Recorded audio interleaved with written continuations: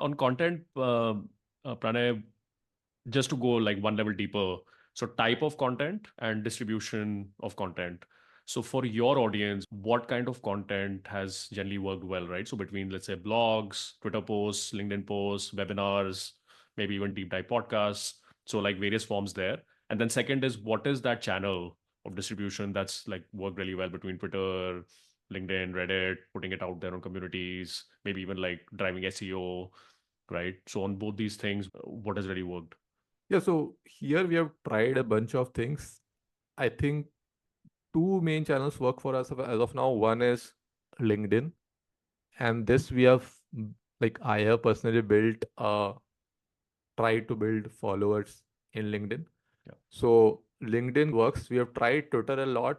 That didn't work for us. And especially after Ellen coming in, I think the algos have, at least it's not working for us. Uh, but yeah, LinkedIn I think is interesting because lots of people, especially mid-level people, are there on LinkedIn. Hmm.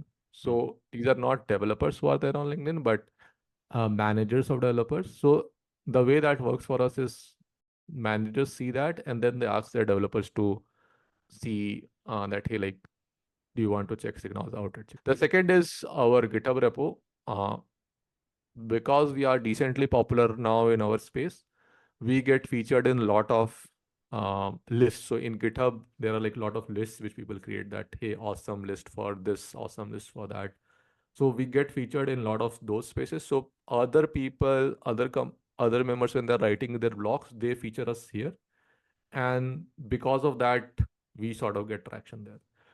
Uh, yeah, I think Twitter has also worked for many other people I know.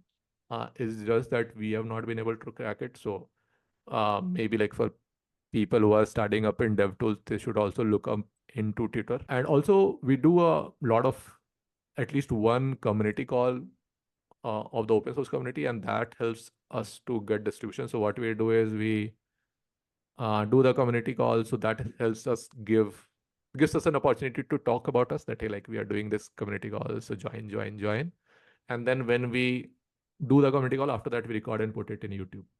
So the goal here is that if you have done something, talk about it, and then also use it later as in YouTube or in other sources to for other people to see and view that, right? So those are the sort of two things. So community call, GitHub, which is from the open source way, and LinkedIn has worked a bit for us. And then on LinkedIn, is it kind of native LinkedIn posts that work well, or is it more kind of, hey, let's do a long form blog, let's go deep into a topic, and then kind of redistribute that on LinkedIn? As of now, I primarily do post on LinkedIn. Yep. So as you know, right, if you put something in LinkedIn, if it's a link outside, the distribution is very poor. Maybe, yeah. So you have to do LinkedIn native post. We also tried webinar. I think webinar also works decently well if you have good people joining to the webinar. You can also do launch weeks, which is quite popular in dev tools nowadays. So every 3 months or 6 months, for example, we do it 6 months. You can do launch week. So you can tell from 14 days ahead that, hey, like, I want to launch week, please sign up, and do the launch week and then sort of do a recap of that, right?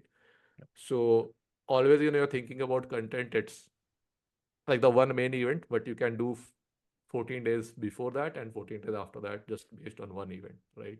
Yep. So that gives you opportunity to talk about it. Otherwise, what will you talk about? You can't just say that, hey, like, we are. Got it. And that community call that you mentioned is very interesting. What is typically the structure of those community calls? So this is generally our open source community call. So what we do is every month we do this community call where some of our maintainers join the call. It's typically our current users who are either using SigNoz or are facing some problem in it who join the call. And sometimes we have people who are successful with the product and they would have shared with us somewhere. And then we ask them to share about their success story. So it sort of creates this connection between the end developer and like the maintainer, right?